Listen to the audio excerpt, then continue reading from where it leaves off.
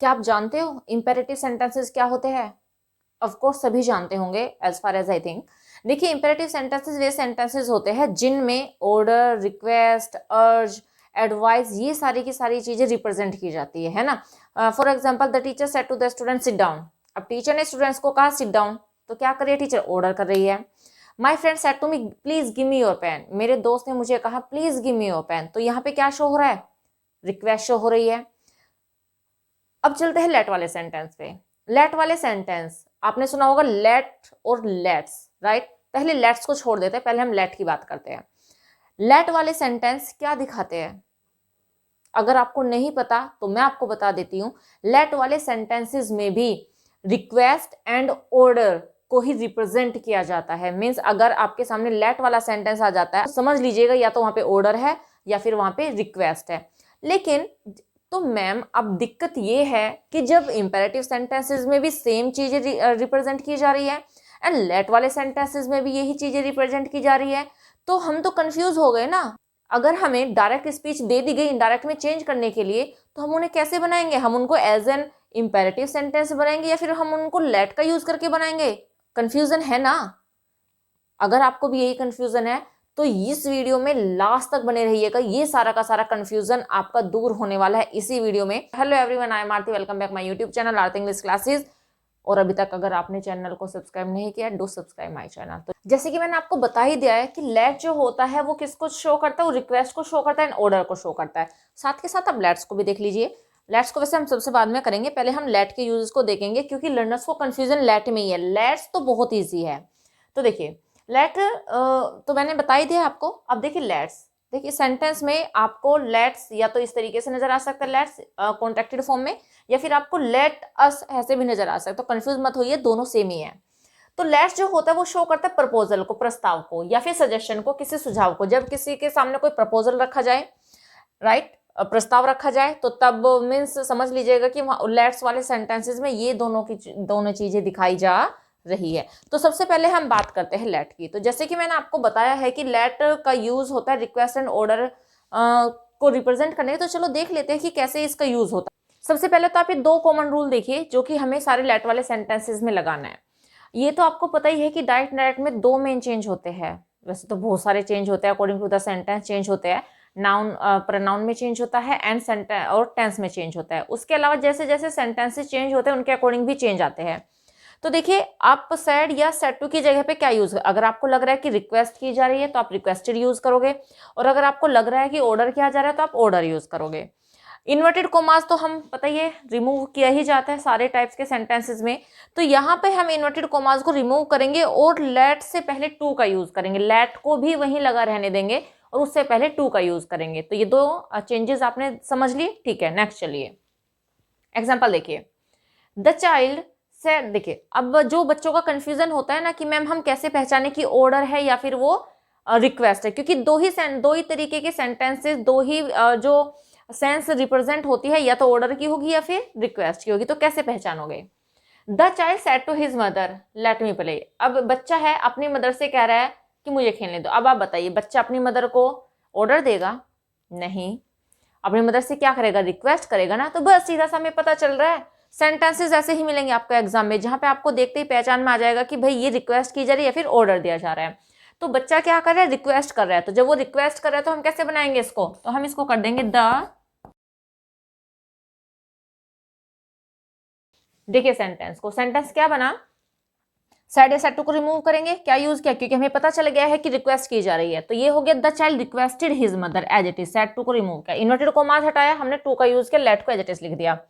अब देखिए यहाँ पे हिम में चेंज आया। मैंने आपको बताया कि प्रोनाउन में तो चेंज होता ही है। चाइल्ड कह रहा है कि मुझे खेलने दो। अब चाइल्ड जो है, अब चाइल्ड के लिए हम क्या यूज करेंगे? अब देखो यहाँ पे हमें पता चल रहा है कि हिज मदर है। अगर यहाँ पे हर मदर होता चाइल्ड मीन्स वो गर्ल होती, लेकिन यहाँ पे हिज मदर है तो इसका मतलब है ये जो चाइल्ड है बॉय है। तो हम यहाँ पे, वो तो कह रहे हैं कि मुझे खेलने दो, तो चाइल्ड के लिए हम क्या प्रोनाउन यूज करते हैं ऑब्जेक्टिव केस में? हिम। तो ये हो जाएगा टू लेट हिम प्ले। अगर आपको प्रोनाउन चेंज करने नहीं आते तो मैं प्रोनाउन से रिलेटेड प्रोनाउन को कैसे चेंज करना है मैं वीडियो आपको लिंक में दे दूंगी, वो आप देख लीजिएगा, क्योंकि प्रोनाउन चेंज करना बहुत इंपॉर्टेंट होता है इनडायरेक्ट सेंटेंसेस में। नेक्स्ट देखिए, शी सेड टू मी, उसने मुझे कहा लेट मी स्लीप नाउ, मुझे सोने दो। अब यहाँ पे थोड़े से बच्चे कंफ्यूज होंगे, यस होंगे, व्हाई, बिकॉज यहाँ पे शी से नहीं पता चल रहा है कि कौन है। अगर देखिए यहाँ पे तो बच्चा था और मदर थी, मदर बड़ी थी, बच्चा छोटा था, लेकिन यहाँ पे पता ही नहीं चल पा रहा है कि किसने कहा कि लेट मी स्लीप नाउ, मुझे सोने दो। अब यहाँ पे जब हमें ये ना दिखाया गया हो सेंटेंस में कि कहने वाला पोस्ट में बड़ा है या फिर एज में बड़ा है, ऐसा कुछ पता ना चल रहा हो, तो सीधा का सीधा हम रिक्वेस्ट ही करेंगे। भाई देखो, अगर यहाँ पे सेंटेंस होता my mother said to me let me sleep now, मेरी मम्मी ने मुझे कहा कि, अगर यहाँ पे माई मदर होता my mother said to me let me sleep now, मुझे सोने दो। अब आप बताइए कि मदर मुझसे क्या कहती, वो मुझसे रिक्वेस्ट करती या फिर ऑर्डर करती? ऑर्डर ही करती ना। मदर रिक्वेस्ट करेगी, 2 थप्पड़ मारेगी आप उसकी नींद खराब करोगे तो, और सीधा कहेगी कि निकलो यहाँ से, सोने दो मुझे। मदर है वो तो रिक्वेस्ट नहीं करेगी भाई, वो क्या करेगी, ऑर्डर करेगी। तो ये सेंटेंस में ऑटोमेटिकली आपको मिल जाएगा, डोंट बी कंफ्यूज्ड, ओके, ज्यादा पैनिक भी मत होइए, आपको सब कुछ इजीली समझ में आ जाएगा वहां पर। तो अब शी है, नहीं पता कौन है, तो हम यहाँ पे रिक्वेस्ट ही लिखेंगे, तो ये हो जाएगा शी रिक्वेस्टेड। तो ये बन गया शी रिक्वेस्टेड, सेड टू को रिमूव किया, रिक्वेस्टेड आ गया me, she requested me to let her sleep then. Now का आपको पता होगा, नाउ का देन हो जाता है। अब देखिए यहाँ पे हर हो गया, जैसे यहाँ पे हिम हुआ था, क्योंकि चाइल्ड के लिए ऑब्जेक्टिव केस हिम लगाया था। यहाँ पे जब चूंकि शी कह रही है कि मुझे सोने दो, तो यहाँ पे हम इसके लिए यूज करेंगे हर। नेक्स्ट देखिए, ही शाउटेड लेट मी गो। तो देखिए ये थोड़ा सा अलग है, ज्यादा अलग नहीं है। अगर आपको किसी भी सेंटेंस में शाउटेड नजर आ जाता है, तो शाउटेड में ना तो ऑर्डर होता, ना एक तरीके से रिक्वेस्ट होती, वो एक इरिटेशन की फीलिंग होती है। तो अगर सेंटेंस में शाउटेड आया हुआ है ना, तो आप शाउटेड ही लिखिए, कोई मार्क्स आपका नहीं कटेगा। बस आप यहाँ पे शाउटेड लिख दीजिए और लेट से पहले टू लगा दीजिए, सिंपल सा सेंटेंस हो जाएगा। तो ये सेंटेंस बन जाएगा, तो सेंटेंस बना he shouted to let him go. ठीक है, आई थिंक ये समझ में आ गया होगा आपको। हिम क्यों आया, बिकॉज ही कह रहा है, तो ही का जो ऑब्जेक्टिव केस होता है वो हिम होता है। तो होप ये समझ में आ गया होगा आपको। अब लेट को देखिए, जब जहां पे लेट ऑर्डर को रिप्रेजेंट करेगा, वैसे मैंने आपको शुरू में बता ही दिया है कि कैसे हम पहचान सकते हैं कि ऑर्डर है या फिर रिक्वेस्ट है। फिर भी ये एग्जाम्पल और आप देख लीजिए, the principal said to the peon let him come in. तो प्रिंसिपल ने पियोन से कहा लेट हिम कम इन। तो जब भी आपको ऐसे सेंटेंस दिए जाए जिसमें एक पोस्ट बड़ी दिखाई जाएगी, याद रखना, अगर ऑर्डर वाला है तो एक पोस्ट का पर्सन बड़ा होगा और दूसरी पोस्ट का जो पर्सन होगा वो छोटी पोस्ट वाला होगा। तो बस ऐसा ही होता है ना, बड़ी पोस्ट वाले हमेशा नीचे की पोस्ट वालों को ऑर्डर ही देते हैं, तो वो हमेशा ऑर्डर की सेंस में ही यूज होता है। तो प्रिंसिपल क्या करेगा, पियोन को ऑर्डर करेगा। तो हम इसको ऐसे बनाते हैं कि the principal order the peon to let him come in. तो सिंपल सा ये बन जाएगा। तो ये ऐसे हम बना सकते हैं।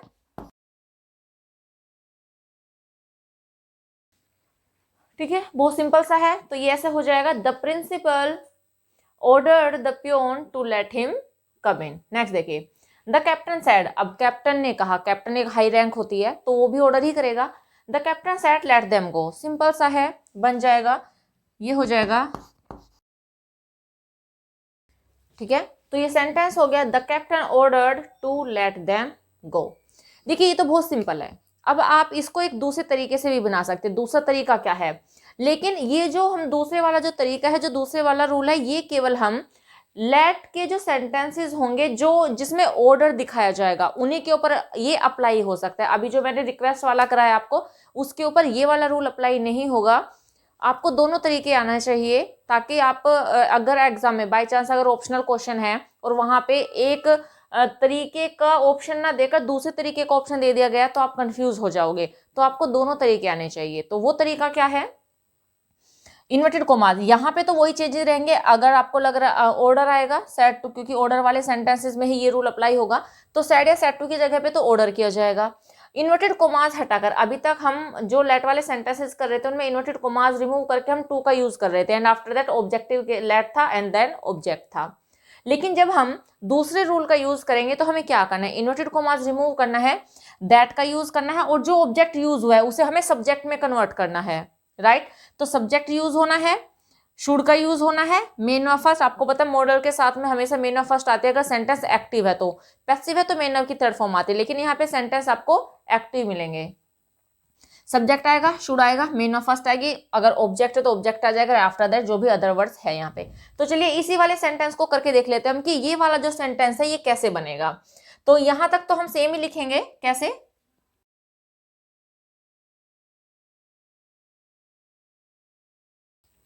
देखिए यहां तक हमने सेंटेंस सेम बनाया, the principal order the peon, ठीक है। आगे हमने क्या किया, दैट लगाया, हमने दैट का यूज किया, सब्जेक्ट इस सेंटेंस में था नहीं, इसमें क्या था, ऑब्जेक्ट था, तो ऑब्जेक्ट, इसी ऑब्जेक्ट को हम सब्जेक्ट बनाएंगे, तो हिम का सब्जेक्ट क्या होगा, ही, तो दैट ही शुड, ही के बाद हम शुड का यूज करेंगे, एंड आफ्टर दैट वर्ब आ गई और जो भी बाद में यूज हुआ है, that he should come in. Hope समझ में आया होगा। नेक्स्ट देखिए, ये सेम एग्जांपल और करते हैं हम, the captain order to let them go, चलो इसको बनाते हैं।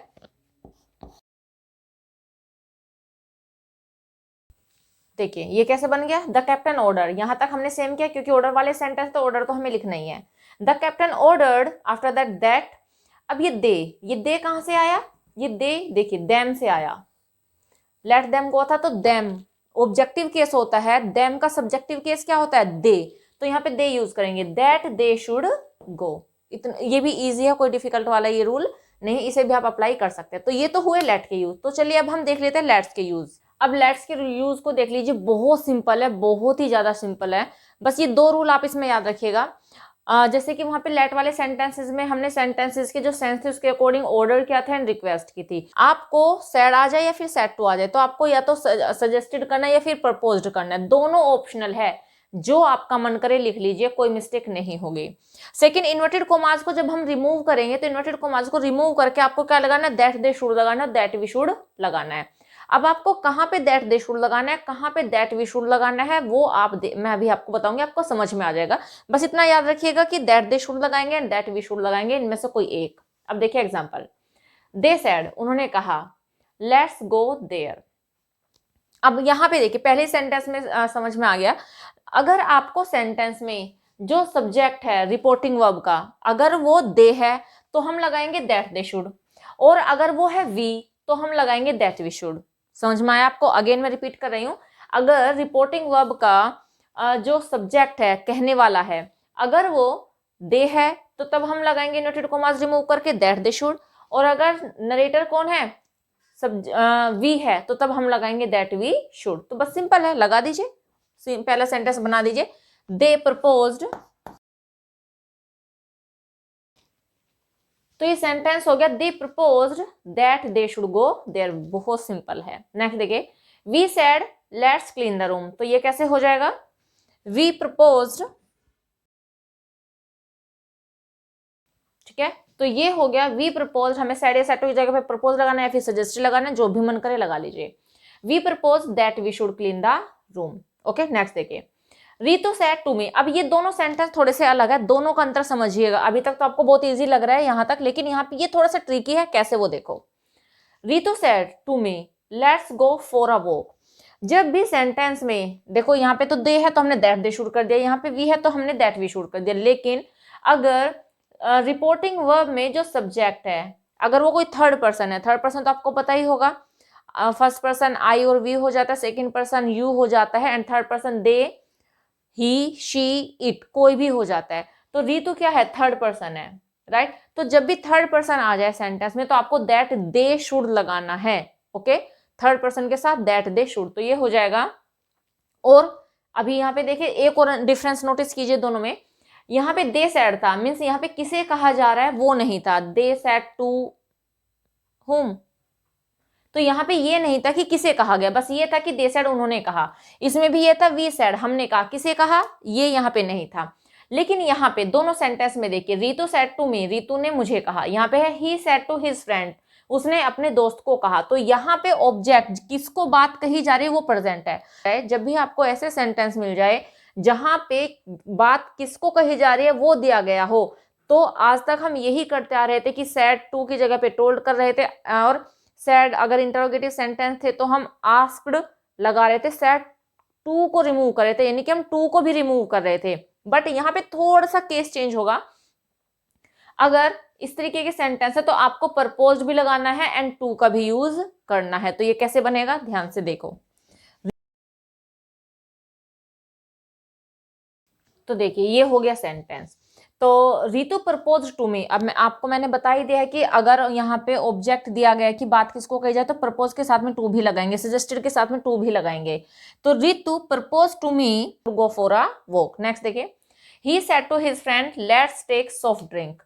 अब ये मैं नहीं कराऊंगी, ये आप मुझे कमेंट बॉक्स में लिखकर भेजेंगे कि आप इसको कैसे इनडायरेक्ट सेंटेंस में चेंज करोगे।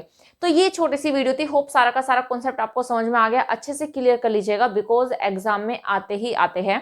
इस वीडियो में इतना ही, मिलते हैं नेक्स्ट वीडियो में। Till then bye bye, take care, stay healthy and keep learning.